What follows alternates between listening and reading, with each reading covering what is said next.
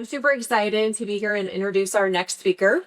One of the benefits of working with First Clearing is we can bring you great resources like the Wells Fargo Investment Institute, which is our research backed and all of the wonderful investment guidance that we bring to you that you will be able to find on Infomax when you have access to that.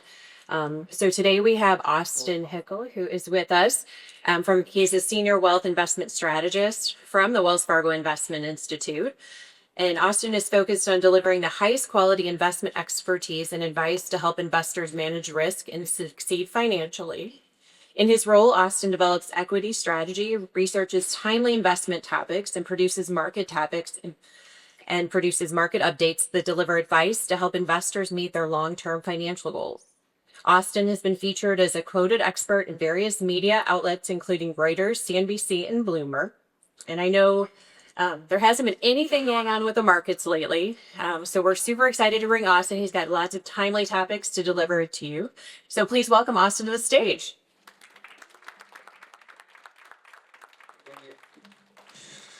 How's everybody doing? Great. Pretty good? Good. Cool.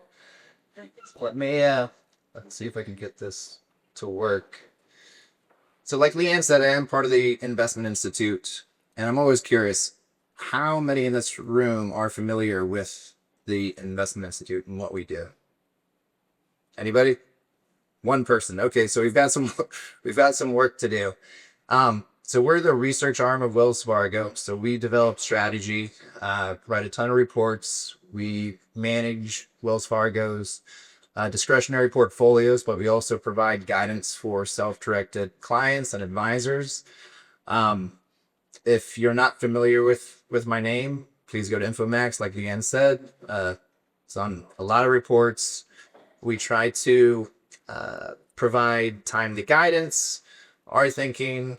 We host a ton of calls, so if you're not using these resources, please do so. Keeps me in a job, so I appreciate that. So I've been doing this for about 9 years now. So my specific focus is on equities, but I also spent half of my time at Wells Fargo developing strategy for commodities and real estate. So I've got a couple goals for today. One of which is just to provide some interesting tidbits, takeaways, some insights for this group to take away from. But the more important goal for me is to be invited back, because I like beachside events. So I think all of you can agree. So hopefully this will have some impact for you. And of course, if there's anything that I go through that there's questions on, feel free to stop me. Either during the presentation or afterwards. So the specific agenda I have is to first take a look at policy and the impact that it's had on our outlook for this year. But also we'll switch gears and we'll talk a bit about some secular growth themes, AI, and also the state of U.S. infrastructure. So I'll start with policy. So this is really what's happening now, right? So the administration came into this year with 4 pillars of policy. You can see them there: tariffs, immigration, tax cuts, and deregulation.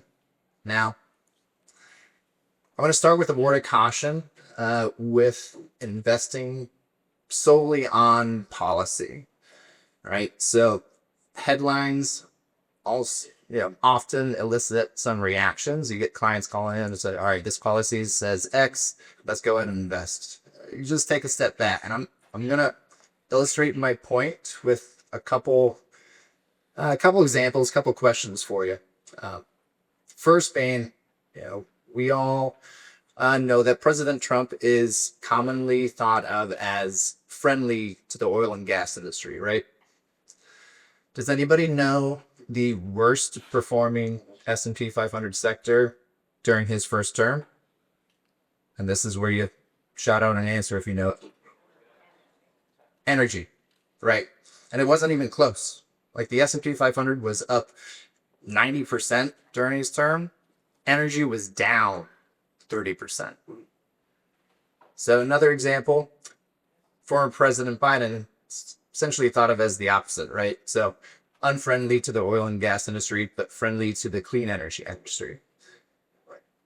Another question, does anybody know the best performing sector of President Biden's term? Energy. And again, not even close. The sector was up 250% over his term versus the S&P 500's 85%. Now, on the flip side of that, the clean energy benchmark that we follow was down 40% during his term. So those examples are just a way to think about pausing before making any reactionary investment decisions when these policy headlines hit. We really need to take a look at the full investment case before making portfolio changes. And that's where you can lean on the Institute, because we're taking a look at everything that we can. And this slide I threw in, it's in a couple of publications, and it goes over a couple other examples. Small caps in real estate were also areas that were thought to benefit from Trump's first term, and they ended up not. All right, so the big issue now is tariffs. I don't know if anybody's heard anything about it, but it's significant, right? So if we think of tariffs as a tax, the proposed tariffs would be the largest tax increase in the past 60 years, and that's what this chart shows, and it's by a wide margin. So the size and scope of the proposed tariffs really required us to overhaul our entire outlook for this year. And these next couple of slides kind of show that it has our original outlook at the start of the year versus the changes that we just put out a few weeks ago in early April. And if that middle column, which are the new targets, if it's bold, it means it changed. And you can see everything, right?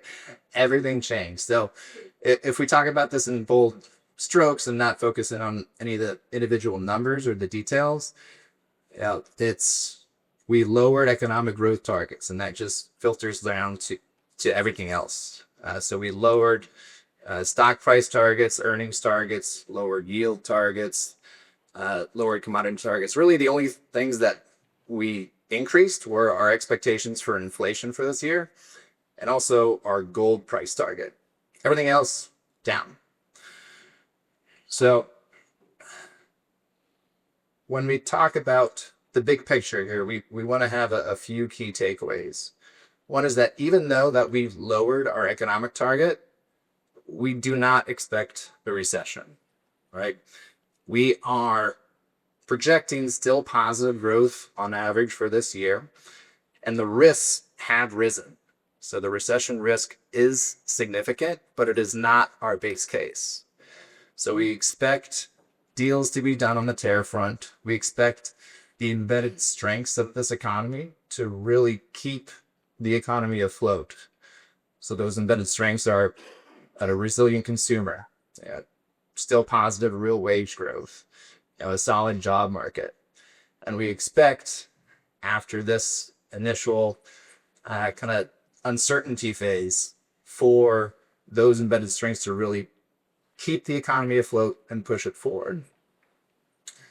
And what that means for equity markets, right, is we expect that still positive growth to translate into earnings growth, which then should push prices of stocks higher. And when the sentiment changes, so when the investor focus shifts from the uncertainties and the risks that are really right in front of our face right now to more market-friendly policies, which we expect to gain more attention down the road, which are the tax cuts and the deregulation, we expect that sentiment shift to help push prices higher towards the end of this year and through the next. So we want to position for that rebound, right, during this time, but we want to also stay up in quality. So for us, that means staying with U.S. large caps and U.S. mid caps over something like small caps. And on the international side, that means developed markets over emerging markets. You see fixed income listed there. It's a great hedge to portfolio risk. And we prefer the middle part of that curve, the intermediate part, so 3 to 7 years. And I can't emphasize that this is a big push by the firm, but these underutilized asset classes, commodities, and alternatives are a great way to hedge against geopolitical risk. They're great diversifiers, and they can be return enhancements as well to portfolios. Now, that third one there, I imagine, is a big focus for this market, the Florida market, retirement income. So we want to emphasize pushing out on the maturity curve. So I imagine most of you have clients that are stuck in cash, stuck in rolling short-term CDs just because they feel petrified or just uncomfortable with risk. Well, try to get, as those CDs come due, push out 3, 5, 6, 7 years to lock in these yields that really haven't been available to them for quite some time. We're no longer in the era of 1% 10-year treasury rates, right? So it's been a while since we can build a bond portfolio that can yield 5% while staying high quality. But we don't want to forget about other sources of income, right? So equity dividends, alternatives such as private debt are ways to supplement that income stream, but also allow it to grow over time. So it's not just a fixed income stream that inflation will eat away at over time.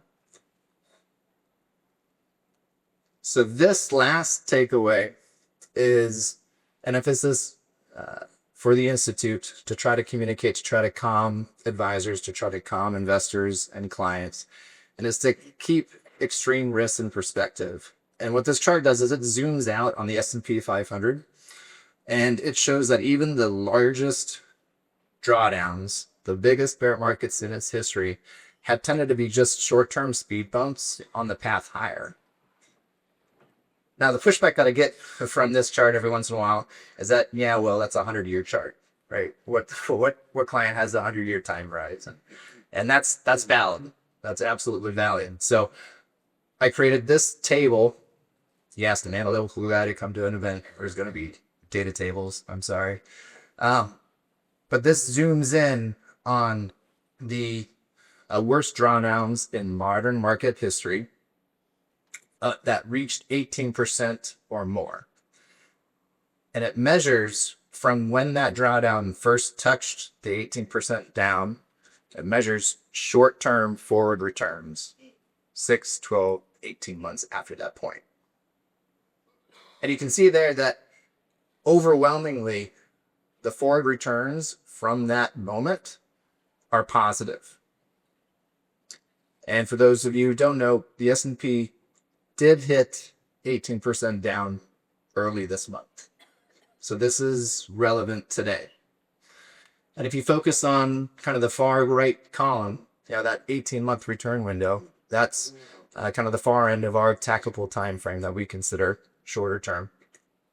You can see there's only 3 instances when those returns were negative.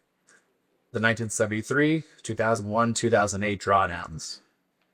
Now, if you know about those drawdowns, those are the 3 largest drawdowns in modern market history. Each one of those either approached or surpassed down 50%. So if you remove those as reasonable analogs to today's environment, you can see, obviously, that the stats improve considerably. So you take a look at the median returns, removing those 3 time periods, 30% from that 18% drawdown, with every single one of those instances being positive. So this chart, this slide, tells the same story, but it comes at it from a different angle, right? So this measures 12-month forward returns after volatility spikes as measured by the VIX. So extreme measures in the VIX, we consider 40 and above, which again, we hit early April. So this is relevant today, right? 12-month returns average over 30%. The percentage time that it's positive is over 95% of the time that has been positive. So the point here is that volatility is really difficult to look past, but we can use history as a guide to say, okay, this too shall pass, right? And these are actually great moments in history to reposition portfolios for that eventual rebound. And that's really what we want to emphasize. Reframe our client's view of volatility from something to be afraid of to an opportunity. Because we do expect volatility to stay with us in the meantime, in the near term, just because there's so many uncertainties out there with the tariff negotiations. So we expect markets to really chop around for the next few months and expect positive headlines. We'll get to the top of the range. Negative headlines, we may retest those lows from early this month.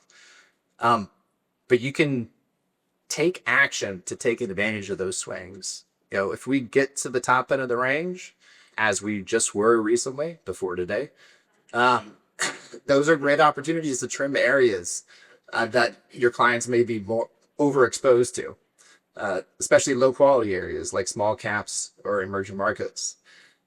Now, on the flip side, so if we do retest those lows, think of it as a mulligan. It's a do-over. It's a time period to reposition those portfolios by gathering up quality assets to be prepared for the rebound that we expect. Okay, so this is the time that we switch from talking about what's happening now to kind of these longer term themes. And I'll start with AI. And Ed mentioned it in the last panel. AI is transformational. I mean, it is technology that's going to touch everything, everywhere, all at once, right? So if we take a look at its potential, if you look at the fourth bullet point there, the research firm McKinsey & Company estimates that AI could add upwards to 0.6% annually to global growth through 2040. So this is massive for a single technology to have that big of an impact. And it has that big of an impact because there's just so many use cases. And I didn't put this in there for anybody to read or try to read the tiny print. It's just a list of expected use cases, and you can just see the breadth and number of them. It's developing drugs quicker, more efficiently. It's writing code. It's streamlining customer service processes or risk processes, and the list just keeps going on and on. And when we have that many use cases, it means the demand will be exceptional. The market is expected to grow exceptionally. And the slide here on the right shows it's expected to grow over $1 trillion over the next 7 years. So we are very much in the early innings there. So the question becomes, who benefits from this build out? Obviously, everybody can mention the companies, I'm sure, that are the first order beneficiaries. So those companies that are involved in building out the technology and the applications. So if we talk about it in a sector framework, it's companies in the information technology sector, communication services, consumer discretionary. But if we take a look at the second order beneficiaries, think of these industries as those are expected to benefit from the implementation of the technology. Again, we lean on the McKinsey Company research firm who've detailed out healthcare, financials, and industrials as being poised to benefit the most from productivity gains.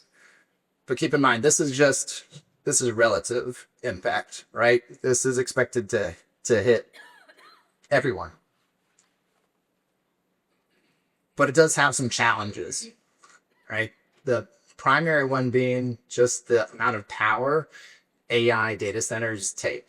And truthfully, when I saw this chart for the first time, it blew my mind, right? So it shows power consumption of different facilities. And if you look at AI data centers, it takes twice the amount of power as an oil refinery. And I don't know if you've seen an oil refinery, but it is massive, massive facilities. If you compare it to normal data centers, 5 times the amount of power. So this has completely reshaped the expectation for power demand on a country level. This chart shows the expectations for power demand. For the past 20 years, it was thought that we peaked, right? You can see that chart from 2005 to today, basically, it's been flat. You can see now it's inflecting significantly higher. So as you take that a step further and ask, all right, well, are we ready for that? Can we handle that? And the short answer is not yet. Not really. There's a group called the American Civil Society of Engineers. They provide a report card grade for U.S. infrastructure, and they release it every few years. They just released their most recent one last month in March. And does anybody want to take a guess as to what our grade is? C. F, C, D, D. I always get F and D's when I ask that. It is a C, so better than most people had expected. So yay, we passed. But it's really not one that, it's not a grade that we want to display on the fridge for everybody to see, right? And it's, when you don't have efficient infrastructure, it is just a drag. It weighs on productivity.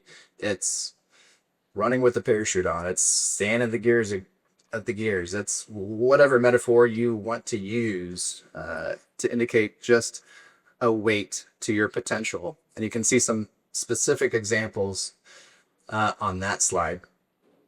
So there is this push to spend money to improve our infrastructure just from where the state is today, not even mentioning the build out required to support the AI thing. Who wants to guess as to what this group estimates how much money it will cost to get that grade up to a state of good repair? So how much money? 7 trillion. 7 trillion? Not that much. That is huge. 3 trillion. $3 trillion, which I thought was huge before I heard the 7 trillion. Yes. But so it's a massive bill that will need to be paid, and it's because if we do not, the cost of lost output is estimated to be 10 trillion. So there's this massive incentive to spend the money to improve the infrastructure, to modernize it, to get ready for the AI secular thing. Now, what's the point of all this? The point of all this is that there's a ton of money that's heading towards this space in infrastructure and AI. It's happening, right? It's in the early innings of it. So if you felt like you've missed these investment opportunities, you have it. And this is a long-term story. And if you want exposure, if you want clients' exposure to these long-term secular things, we need to take a look at the areas that are most likely to benefit. Because that spend, while it's a cost on one hand, it's a revenue line item for the companies involved in that build out. So if we take a look at the asset classes and sectors that are most levered to those themes. You can see those on the right-hand side. So it's the biggest and best companies in the US, so large cap equities, most likely to get the majority of those contracts. And it's sectors, communication services, information technology, energy, and industrials. So if I were to ask you to take just a couple things away from this presentation, first, expect volatility. As these tariff negotiations happen, right? Markets, it's going to be difficult to push much higher until we get some clarity, right? But don't view that volatility as anything to be scared. So don't be spooked. Try to calm clients and try to reframe how you view the volatility to opportunity. So like we talked about, using those trading ranges to reposition portfolios, or even just use those volatile days as ways to have contacts with your clients to make sure that they're comfortable with what's happening. And then on the secular themes, what I would take away is it's not over. It's not too late. We're very much in the early innings there. So if you want exposure, if you have clients asking about it, there are ways to get that investment theme represented in portfolios. Now, we have a lot of materials out that will double click down into each of those topics on AI, on infrastructure, and obviously a lot of current event reports out there. So please utilize those resources. Now, the Institute, obviously we develop strategy, but many advisors don't know is that we often get asked to join client calls. So if they're special relationship clients that could use a little hand-holding from the research group, that is something that we do on the regular, right? So it's not like a lot of other firms keep their research group behind kind of closed doors and there's no communication or contact with them. That's not the case at Wells Fargo. So please utilize that. Send us questions, send us emails. Because oftentimes the questions that we get turn into reports, a week or 2 weeks later. So that is it for me. And, I can take questions, or if everybody's good, I unfortunately have to leave the beachside resort. So.